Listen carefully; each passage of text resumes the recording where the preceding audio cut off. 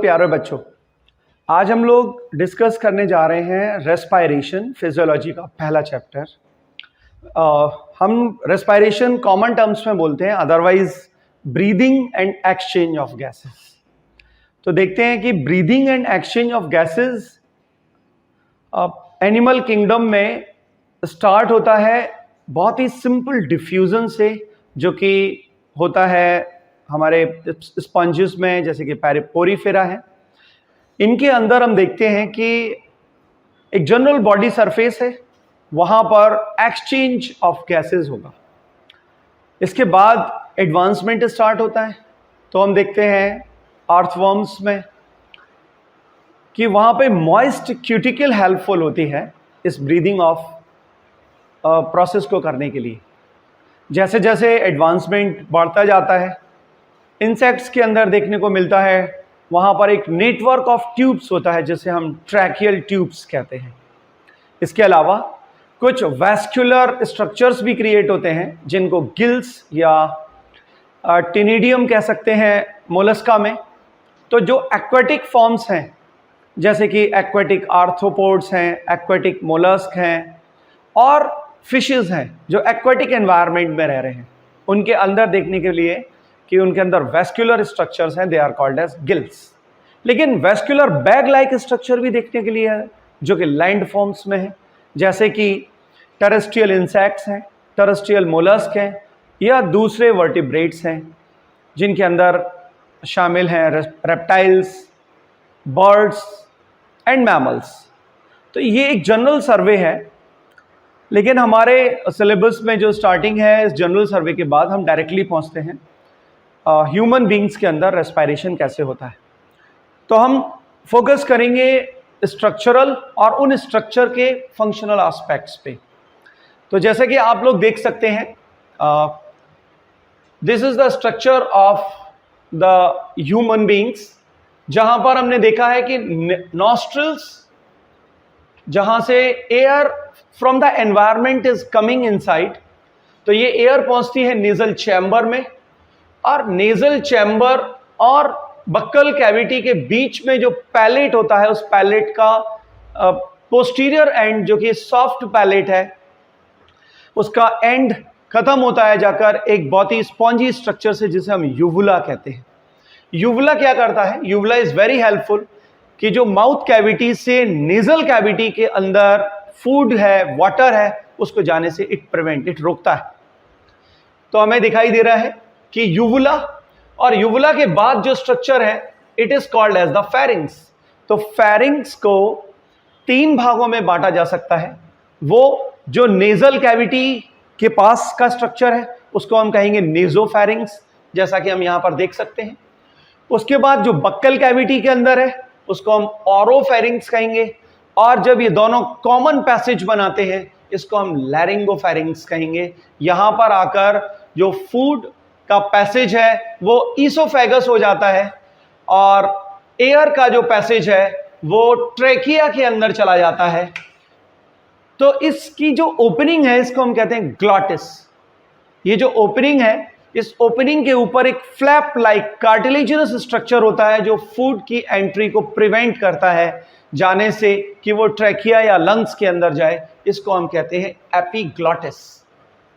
तो इस स्ट्रक्चर के बाद अब हम इस डायग्राम में कंटिन्यू करते हैं, जहां पर हमें दिख रहा है एपिग्लॉटिस और ट्रेकिया। तो बच्चों, हमारे अंदर लैरिंग्स नाम का एक साउंड बॉक्स होता है, जो कार्टिलेज का बना होता है। ऐसे तो इसमें 9 कार्टिलेज होती हैं, 3 पेयर्ड होती हैं और 3 अनपेयर्ड होती हैं। इस कार्टिलेजिनस स्ट्रक्चर का कंटिन्यूएशन पार्ट आता है ट्रेकिया नाम की ट्यूब में, और ये ट्रेकिया नाम की जो ट्यूब होती है, इसको कोलैप्स होने से बचाने के लिए कार्टिलेजिनस रिंग्स होती हैं, जो शी शेप दिखती हैं। शी का मतलब है ये कंप्लीट ओ नहीं है, यानी कि दे आर नॉट कंप्लीटेड। कहां कंप्लीट नहीं होती हैं? अगर हम अपने बॉडी के पार्ट्स को देखें तो डॉर्सल साइड में ईसोफेगस है, जिसको मैंने ओ से दिखाया है, और वेंट्रल साइड में टी है, जिसको ट्रेकिया। तो ट्रेकिया वाले साइड में हम देखते हैं कि ट्रेकिया वेंट्रल साइड है और डॉर्सल साइड में ईसोफेगस है। तो पीछे की तरफ ईसोफेगस, आगे ट्रेकिया, पीछे ईसोफेगस, इसलिए जो ये रिंग होती है ये इनकम्प्लीट रिंग होती है, जैसा कि यहां पे हम देख सकते हैं। तो आपको याद रखना है कि dorsally incomplete cartilaginous rings are present, जो कि कोलैप्स होने से बचाती हैं। अब हम आगे आते हैं, तो ट्रेकिया स्टार्ट होता है फेरिंग्स से और एंड करता है फिफ्थ थोरेसिक वर्टिब्री पे, जहां पर ये बाइफर्केट होकर दो पार्ट्स में डिवाइड कर जाता है, और ये दो पार्ट्स होते हैं ब्रोंकस। हम आगे इसके पूरे ट्री को समझेंगे। तो ये लेफ्ट साइड और ये राइट साइड, तो हम कह देंगे ये राइट साइड का लंग है और ये लेफ्ट साइड का लंग है। इन दोनों में थोड़ा सा स्ट्रक्चरल डिफरेंस है। वो क्या है? लेफ्ट साइड का जो लंग है उसके अंदर एक कार्डियक नॉच प्रेजेंट होती है। ये कार्डियक नॉच एडजस्ट करती है हार्ट को। हमें पता है कि जो हार्ट है वो लेफ्ट साइड में थोड़ा सा इसका वेंट्रिकल टिल्टेड होता है, तो इस टिल्ट पार्ट को एडजस्ट करने के लिए यहां पर कार्डियक नॉच प्रेजेंट है। अब हम लंग्स को देखते हैं, राइट और लेफ्ट दोनों ही लंग्स। यहां पर देखेंगे रिब्स प्रेजेंट है और रिब्स के बीच में मसल्स होती हैं। तो यहां पर ये रिब्स कवर किए रहते हैं, यानी कि एक बास्केट के अंदर, एक केस के अंदर बंद रहता है। तो लंग्स के अंदर मेम्ब्रेन्स होती हैं इसकी प्रोटेक्टिव, इनको हम कहते हैं प्लूरल मेम्ब्रेन्स। तो जो प्लूरल मेम्ब्रेन्स है इनमें outer membrane is called as the parietal pleural membrane and the inner one is called as the visceral pleural membrane.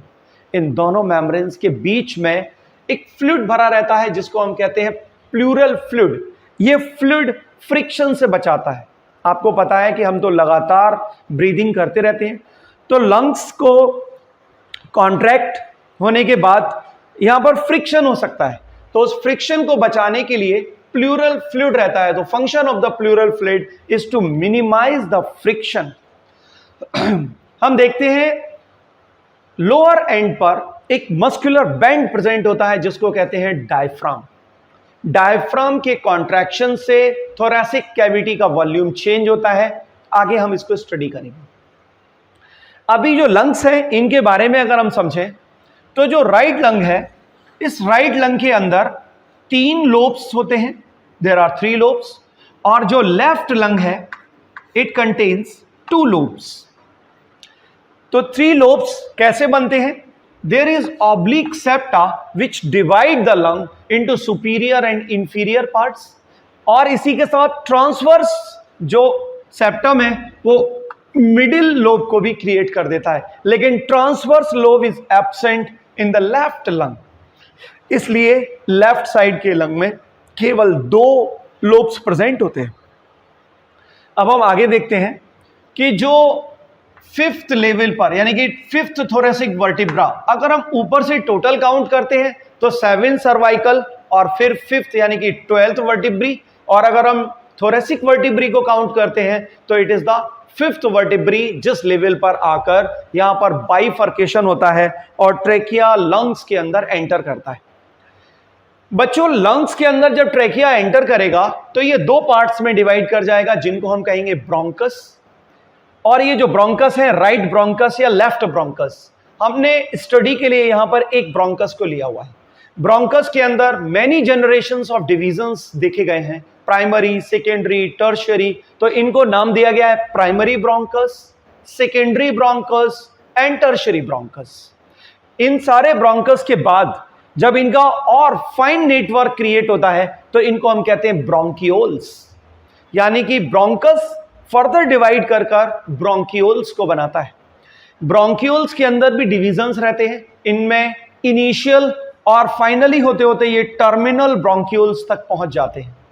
एक मजेदार बात जो आपको याद रखनी है, ट्रैकिया से लेकर इनिशियल ब्रोंकियोल्स तक ये सी शेप जो स्ट्रक्चर्स हैं, यानी कि जो ये कार्टिलेजिनस रिंग्स हैं, हमने देखा कि सी शेप तो यहां है, इसके अंदर कार्टिलेजिनस रिंग्स हैं जिसको कोलैप्स होने से बचा रही हैं।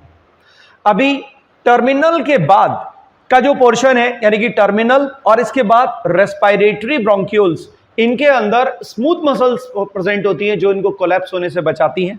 हम देखते हैं कि रेस्पिरेटरी ब्रोंकियोल्स, उनका सीधा संबंध होता है एल्वियोलर डक्ट से, जो खत्म होती हैं, टर्मिनेट होती हैं एल्वियोलाई में। एल्वियोलाई बैग लाइक स्ट्रक्चर्स हैं जहां पर एक्सचेंज ऑफ गैसेस होता है। तो मैं आपको कंक्लूड करना चाहूंगा कि जो स्ट्रक्चर ट्रैकिया से लेकर टर्मिनल ब्रोंकियोल तक होता है, इसको हम कहते हैं कंडक्टिंग पार्ट, यानी एयर को कंडक्ट करने के लिए। दूसरा, रेस्पिरेटरी से लेकर एल्वियोलाई तक का जो पार्ट होता है, इसको हम कहते हैं एक्सचेंज पार्ट। यहां पर क्या होता है? Exchange of gases. ऑक्सीजन और carbon dioxide are the respiratory gases जिनका एक्सचेंज होता है। फिर कंडक्टिंग पार्ट्स भी अपना बहुत इंपॉर्टेंट रोल प्ले करते हैं।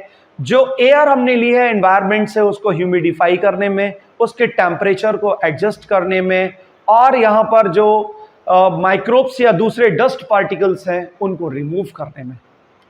तो मैं उम्मीद करता हूं कि आप लोगों को ह्यूमन रेस्पिरेटरी सिस्टम अच्छे से समझ आया होगा। ठीक है, तो फिर मिलते हैं अगले वीडियो में इसके बाद। ओके।